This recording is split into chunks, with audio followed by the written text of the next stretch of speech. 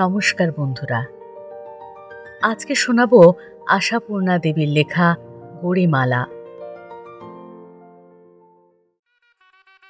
নসু কাকা ডাকাডাকি করছেন। সন্দেশের থালাটা হাতে নিয়ে ছুটে যেতে যেতেও থমকে দাঁড়ালো তুতুন। তারপর দুই চোখ বড় করে বলল, ওহ লাভলি! রাঙামাসি যেন অবোধ, দুই চোখে তার বিশ্বের বিস্ময়। কি রে তুতুন, কি দেখে হঠাৎ এত?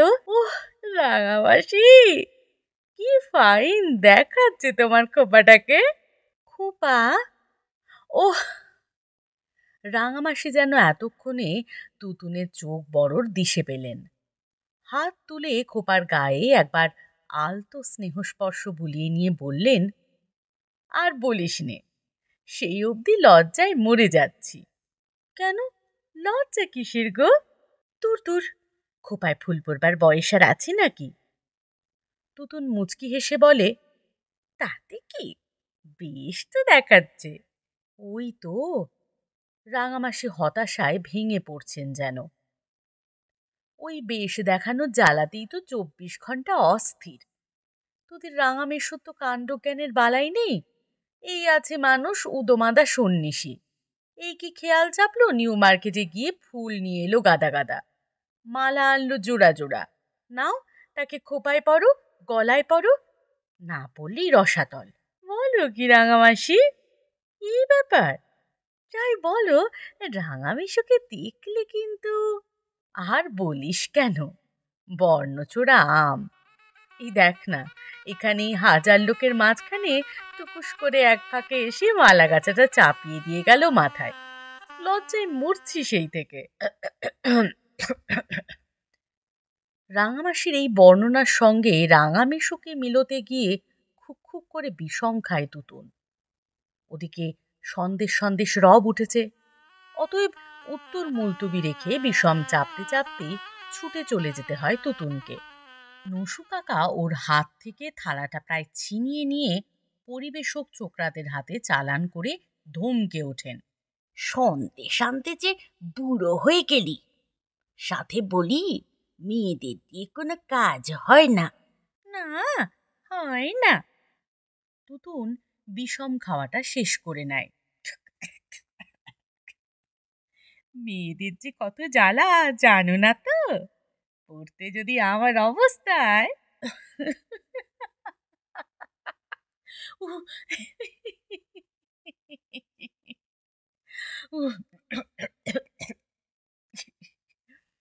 হাসতে হাসতে চোখ মুখ রক্তবর্ণ করে কাঁদো কাঁদো হয়ে ওঠে তুতুন। কিরে, কি হলো?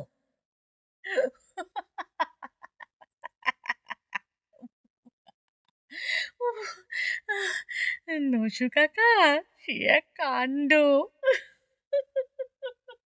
এসেই তো মরছিস, কাণ্ডটা কি? কাণ্ড মানে ইয়ে, সে এক দৃশ্য। বলছি বাবা, বলছি, এক গিলাস জল দাও আগে।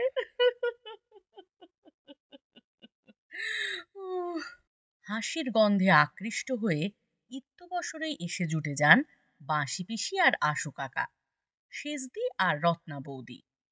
ব্যাপার কি, এত হাসি কিসের? তুতুন ক্রমশই বাড়াচ্ছে। ও সেজদি, রাঙামাসি। রাঙামাসি? ও তাই? অতএব হাসা চলে, কারণটা না জানলেও চলে। রাঙামাসি যে, মারা যাবো সেজদি, ঠিক মারা যাবো। মরবে মরিস, বলে তবে মর। ও সেজদি, রাঙামাসির খোপায় গোড়ে মালা বেল ফুলের। গড়িমালা বেল ফুলের রাঙামাসির খোপায়?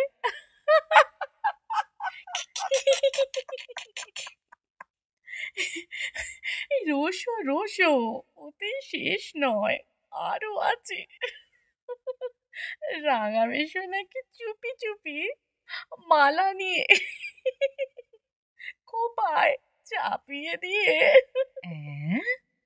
কি বললি? রাঙামেশো?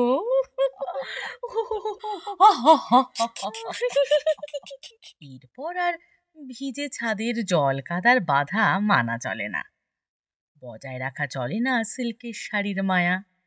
লুটিয়ে লুটিয়ে আর দুলে দুলে হাসতেই হবে। নসু কাকা আর আশু কাকা পুরুষ মানুষ হলেই বা, মাটিতে গড়িয়ে না হোক দাঁড়িয়েও হেসে হেসে দুলতে হবে তাদের। না হেসে উপায় কি? রাঙামাসি যে, তার ওপর গড়িমালা। হাসি থামিয়ে বাসি পিসি বলেন, তবে যে একটু আগে বলছিল ও আমাকে পৌঁছে দিয়েই চলে গেল ভাই।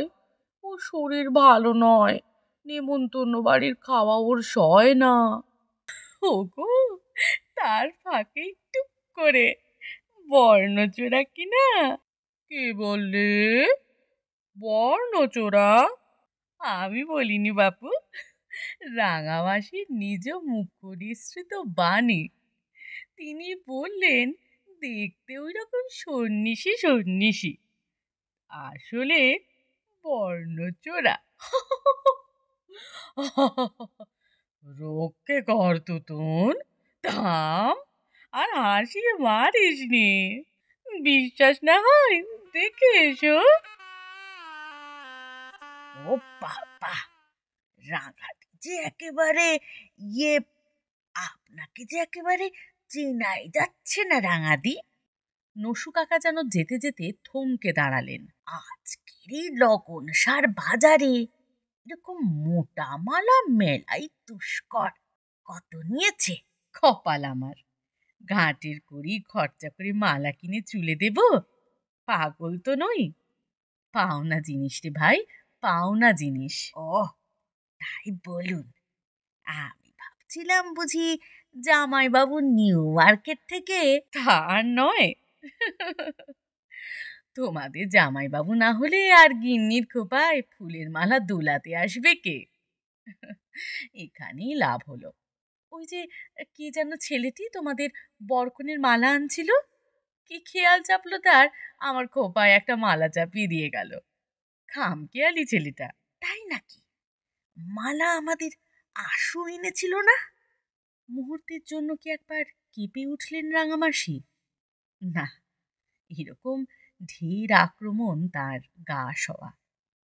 মাথা নেড়ে বললেন, ও মা, না তো, ওই যে ওই ছেলেটি, কি যেন নাম, ঠিক মনে পড়ছে না, ফর্সা রোগা ঢ্যাঙা, দিয়ে গেল আহ্লাদ করে।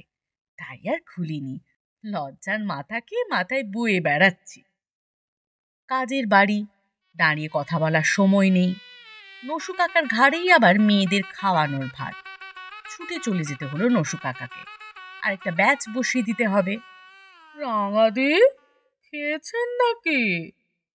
বাঁশি পিসি খোঁজ নিতে এসে থমকে দাঁড়ালেন, যেন থমকে যেতে বাধ্য হয়েছেন এই ভাব। ও বাবা, রাঙাদি, এখনো তো আপনার প্রাণে বেশ শখ আছে দেখছি। কেন রে বাঁশি? পরেছি তো শুধু এই একটা ঢাকাই শাড়ি আর সাদাসিধে এই অর্গ্যান্ডি লেসের ব্লাউজটা। বিয়ে বাড়িতে একটু সাজবো না? শাড়ি ব্লাউজের কথা কে বলছে? আমি বলছি খোপার কথা। যাই বলুন, আপনাকে প্রায় 10-15 বছর কম বয়স দেখাচ্ছে। হ্যাঁ, 10-15 বছর? কি যে বলিস ভাই! তবে হ্যাঁ, তোদের জামাইবাবু মাঝে মাঝে বলে বটে, তোমার বয়সটা কি উল্টো দিকে এগোচ্ছে। বলেন তো?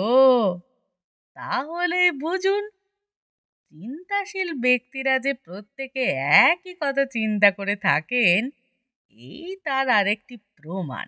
চিন্তাশীল? চিন্তাশীল না হাতি, ঘোর খামখেয়ালি। এই দেখ না, খোপায় এক গাছা মালা জড়ানো দেখে এত স্ফূর্তি হলো যে, স্ফূর্তির চোটে এই হাজার লোকের ভিড়ের মধ্যে রাঙা মাসিমা, শুনলাম নাকি আপনি খাননি? সব ব্যাচ শেষ হয়ে গেল যে। চলুন। রত্না বৌদি এসে দাঁড়ালেন মাসি শাশুড়ির প্রতি বধূ জনচিত সমীহর ভাব মুখে ফুটিয়ে।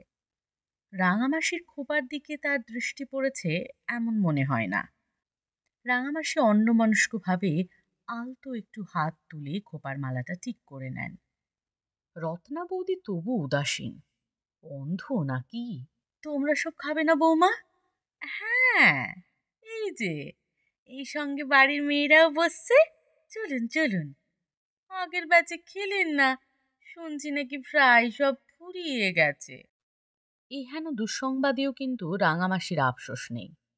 নিমন্ত্রণ বাড়িতে যারা দুটো ভালো মন্দ খাবার বাসনায় আসে, রাঙামাসি সে দরের লোক নন। তাছাড়া বাড়িতে তার অভাব কি? কাজেই রাঙামাসি অবিচলিত চিত্তে বলেন, গেছে, বাঁচা গেছে। তোমাদের 5 জনের সঙ্গে বসে খাওয়া নিয়ে কথা। খেতে যাব কি? সেই থেকে মনের মধ্যে যেন তোলপাড় করছে। কোন সময় থেকে মাসিমা? আমার চেহারায় মানে আর কি সাজিটা যে অদ্ভুত কিছু দেখছো না? অদ্ভুত? কই না তো। রত্না বৌদির মুখে ভোরের শিউলির চারুতা। রাঙামাসি মাথাটা একটু ঘুরিয়ে দেখান। দেখো তাহলে। ও মালা, বেশ মালাটি তো। শুধু ওইটুকুই তো শেষ নয় বৌমা, এর মধ্যে কথা আছে। কথা? মালার মধ্যে কথা? রত্না বৌদি যেন বসে পড়তে চান। রাঙামাসি তাঁর দিকে রীতিমতো ঘনিষ্ঠ হয়ে সরে আসেন। চুপি চুপি বলেন, তোমার ওই ছোট পিসো শ্বশুরটি লোক কেমন বলো তো বৌমা? বাঁশির পর। ও, বাঁশি পিসে মশাইয়ের কথা বলছেন? খুব ভালো লোক তো, চমৎকার লোক। চমৎকার? রাঙামাসির সুগোল দুটি চোখ গুপ্ত রহস্যের ছায়ায় ঘোরালো হয়ে আসে। তোমরা অবশ্য তাই জানো, আমিও তাই জানতাম, কিন্তু আচ্ছা দেখলাম। দেখলেন রাঙামাসি? দেখলাম আর কি, মানে বলছি যে ওনার স্বভাব চরিত্র বাঁচা তেমন সুবিধের নয়। সে কি রাঙামাসি? তবে আর বলছি কি, আহা, বেচারা বাঁশির জন্য দুঃখ হয়। ওকে যেন এইসবের কিছু বলো না বৌমা। আমিও বলিনি, কিন্তু বাঁশি পিসে মশাই তো, হ্যাঁ, সহজে বিশ্বাস হয় না বটে। রাঙামাসি নিতান্ত ফিসফিস স্বরে কি একটু বলে নিয়ে সাধারণ স্বরে বলেন, রাগে আমার ব্রহ্মাণ্ড জ্বলে গেছিল মা। ইচ্ছে হলো খোপা থেকে টান মেরে খুলে ওর নাকের মধ্যে ছুঁড়ে মারি। মারলেই পারতেন। পারতাম, কিন্তু মায়া হলো বৌমা, মায়া হলো। ঠাট্টার সম্পর্ক হিসেবে দিয়েছে। এই নিয়ে একটা সিন ক্রিয়েট করলে বাঁশি বেচারা মর্মাহত হবে। তা এখনো তো কই ফেলে দেননি? এখন এখন আর যাকে রয়েছে থাকবে। ফুলের মালা, ওর আর কি অপরাধ। চলো যাই, আমার জন্য তো আবার সবাই বসে রয়েছে। খাওয়া মিটতেই তলব পড়ল লেবু দিদিমার দরবারে। লেবু দিদিমা মানে রাঙামাসিরও যিনি মাসি, যার সুবাদে এ বাড়িতে নেমন্তন্ন রাঙামাসির। শোন, এদিকে আয়, বস। 40-70 রাঙামাসি ভয়ে জড়সড় হয়ে 70 মাসির পায়ের কাছে বসলেন। বলি, কি কীর্তি করে বেড়াচ্ছিস সতে খোয়ারি?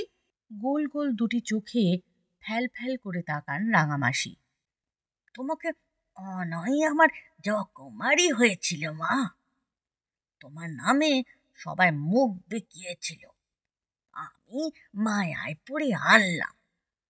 আমার সুরেশ তো তোমার নামে খড়গহস্ত। ওকে লুকিয়ে খোকাকে পাঠিয়েছিলাম নেমন্তন্ন করতে।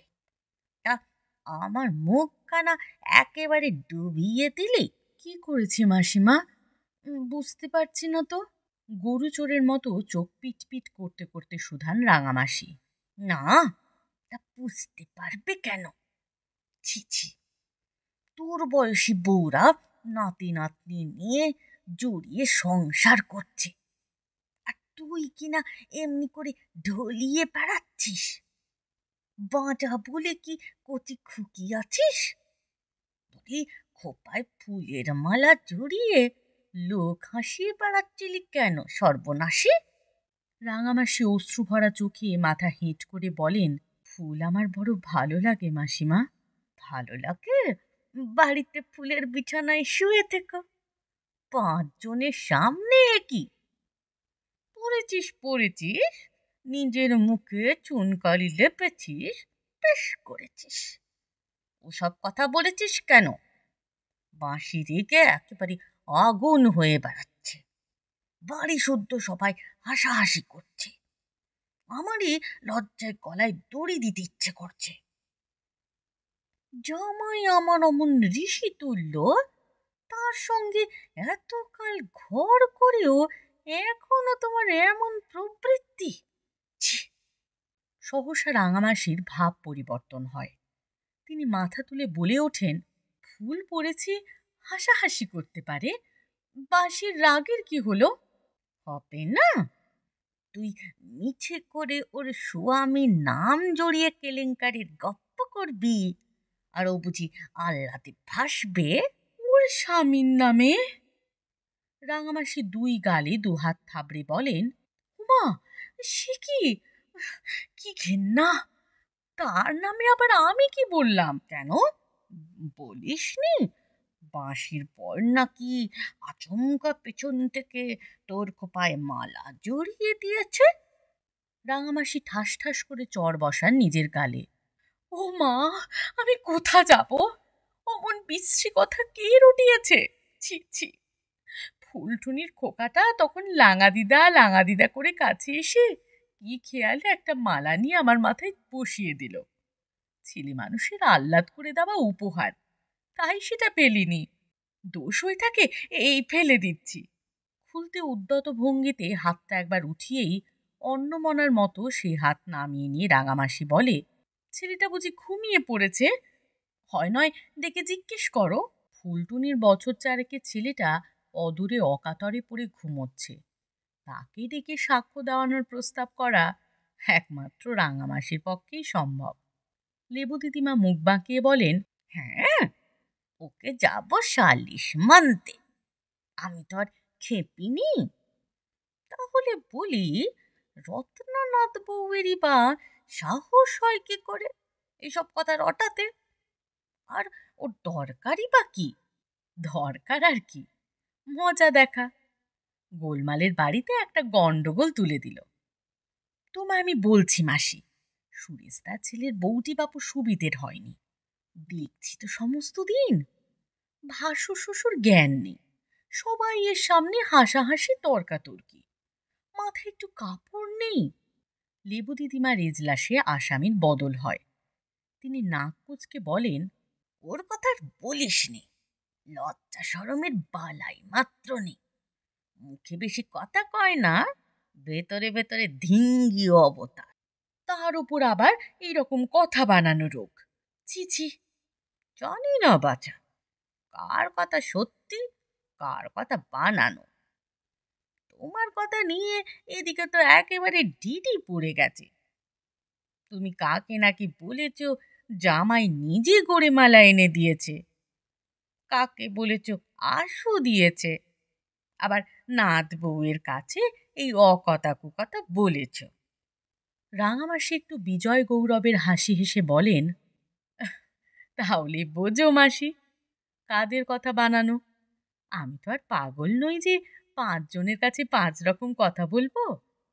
ফুলটুনির ছেলের ঘুম ভাঙলে জিজ্ঞেস করো কাল। আচ্ছা, চললাম মাসিমা। এসো বাচ্চা, মতি বুদ্ধি একটু ভালো করো, লোকে যেন গায়ে ধুলো না দেয়। গাড়িতে উঠতে উঠতে রাঙামাসি অভিমান ক্ষুব্ধ স্বরে নসু কাকাকে বলেন, চললাম ভাই, খুব আহ্লাদ করে বিয়ে বাড়িতে এসেছিলাম, তা খুব শিক্ষা হলো। প্রতিনিয়ত শিক্ষা লাভ করতে করতেই তো আমরা জীবনের পথে এগিয়ে চলেছি রাঙাদি। আগামীকাল বরকনে বিদায়। রাঙামাসিকে কেউ যেতে বলেনি। রাঙামাসি নিজেই ড্রাইভার ছোকরাকে চুপি চুপি বলে রেখেছিলেন, কাল একবার সময় করে এসো তো, বরকনে বিদের আগে। সে ছোকরা রাঙামাসিকে নামিয়ে দিয়ে জিজ্ঞেস করে, কাল কখন আসবো মাসিমা? রাঙামাসি নেতিবাচক একটু হাত নেড়ে তাড়াতাড়ি দোতলায় উঠে যান। কণ্ঠরুদ্ধ, কথা দিয়ে নিষেধ করবার ক্ষমতা নেই। সিঁড়িতে উঠেই প্রথম ডানহাতি ঘরটার সামনে একবার থমকে দাঁড়ালেন রাঙামাসি। ব্যাঘ্র গর্জনের মতো একটা গর্জন ঘরের মধ্যে গম গম করছে, অর্থাৎ লেবু দিদিমার ঋষি তুল্য জামাই নিদ্রা গেছেন। রাঙামাসি বাড়িতে ফিরেছেন কি না ফিরেছেন জানবার দরকার নেই তার। তিনি ঋষিকল্প নিয়মী। রাত 10টা বাজার সঙ্গে সঙ্গে তার কম্বল শয্যা বিছানো হয়ে যায়। দরজাতে পর্দা ঝুলছে, সেও কম্বলের। সহসা দৃঢ় হস্তে পর্দাটা সরিয়ে ভিতরে ঢুকে দাঁড়ালেন রাঙামাসি। নিয়মে আর যোগব্যায়ামে মজবুত দেহি মানুষটির এই সামান্য পদধ্বনিতে ঘুম ভাঙল না, ভাঙেও না। রাঙামাসির অস্থির, চঞ্চল, ক্রুদ্ধ কোনো পদক্ষেপণের শব্দেই কখনো ভাঙে না। অরুচি জন্মে যাওয়া পরিচিত দৃশ্য, সেই নীল বাল্বের মৃদু আলো, সেই মাথার কাছে টেবিলে মা কালীর পট, সেই পাশের দিকে তাকে সাজানো সাধনতন্ত্রের তথ্যগ্রন্থের সারি, সেই এপাশে অজিনাসন সম্বলিত পূজার আসন, সেই চৌকির তলায় রাত্রের ভুক্তাবশিষ্ট শ্বেত পাথরের থালাবাটি গ্লাস। কোনো নতুনত্ব নেই, নেই কোনো বৈচিত্র্য। শিথিল হাতের মুঠো থেকে পর্দাটা ঝুলে পড়ে। সরে এসে সিঁড়ির বাঁ পাশের ঘরে ঢোকেন রাঙামাসি। কি বলবে, একই বাড়ির মুখোমুখি ঘর। এটি একখানি প্রাচীন ও আধুনিক সব কিছু বিলাস উপকরণে বোঝায় অতি সজ্জিত ঘর। রাঙামাসির বিয়ের সময় পাওয়া তার বাবার দেওয়া সমস্ত ফার্নিচার এই ঘরে ঠাসা আছে। তার উপরে জমেছে রাঙামাসি সারা জীবনের সঞ্চয়। তিলে তিলে তিল ভাণ্ডেশ্বর। একটা ঘরে 3খানা বড় আরশি, 3 দেওয়ালে আলো। ঘরের দরজাটায় খিল লাগিয়ে বড় আলোটা জ্বেলে দিয়ে আরশির সামনে এসে দাঁড়ালেন রাঙামাসি। খানিক আগে এইখানে দাঁড়িয়েই সেজে গেছেন। প্রসাধনের নানাবিধ উপকরণ ইতস্তত ছড়ানো, তাড়াতাড়িতে তুলে রেখে যাওয়া হয়নি। পাউডারের তুলিটা হাতে তুলে নিয়ে ভালো করে আরেকবার আরশির মধ্যে চেয়ে দেখতে গিয়েই চমকে উঠলেন রাঙামাসি। কেউ ওর মধ্যে থেকে কে তাকিয়ে আছে রাঙামাসির দিকে? চাকার মতো গোল কালো একখানা মুখে অশ্রুপাতি বিকৃত ফুলো ফুলো দুটো চোখ, গালের উপরকার পেনটা ধুয়ে মুছে গিয়ে কপালের সঙ্গে বেমানান বিশ্রী দেখাচ্ছে। আটো সাটো অর্গ্যান্ডি লেসের ব্লাউজ আর ইস্ত্রি মটমটে ঢাকায় শাড়ি জড়ানো দেহ, তবুও যেন ব্যাঙের মতো শিথিল থপথপে লাগছে। ঘন্টা কয়েক আগে কি এই দেহখানি দেখেছিলেন রাঙামাসি? আরশির সামনে ঘুরে ফিরে আর দেখি মুগ্ধ হয়েছিলেন আপন কলা কৌশলের কৃতিত্বে। প্রসাধনে একটু ত্রুটি ছিল, খোঁপায় মালা, আজকাল যেটা খুব চল হয়েছে, সেইটুকুই সেজে নিয়েছিলেন বিয়ে বাড়ি গিয়ে। অথচ লজ্জা লজ্জাও করছিল, সেই লজ্জা ঢাকতেই না নানা গল্পের অবতারণা। কি করবেন, কোনোটাই যে ওরা বিশ্বাস করতে চায় না। কিন্তু কি হয়েছে তাতে? ওদের কি ক্ষতি হচ্ছিল? শুধু শুধু ওরা কেন কেন অকারণে এই নিষ্ঠুরতা ওদের? খোপা থেকে মালা গাছাটা টেনে খুলে ফেলেন রাঙামাসি। আর অনেক চেষ্টা এবং অনেক কৌশলে সংগৃহীত সেই বেল ফুলের গোড়েমালাটা কুটি কুটি করে ছিঁড়ে ছড়িয়ে ফেলে মুহূর্ত কয়েক ধপধপে বিছানা পাতা পালঙ্কের ওপর চুপ করে বসে রইলেন, সামনের সাদা দেওয়ালটার দিকে শূন্য দৃষ্টি মেলে। ওই দৃষ্টির মধ্যে কি স্থির হয়ে আছে রাঙামাসির সারা জীবনের ছায়া? সহসা পাশের বালিশটা ঠেলে মাটিতে ফেলে দিয়ে রাঙামাসি বিছানায় আছড়ে পড়লেন উপর হয়ে। পালঙ্কটা দুলে কেঁপে উঠল। আর অনেকক্ষণ ধরে কাঁপতে থাকলো থেকে থেকে।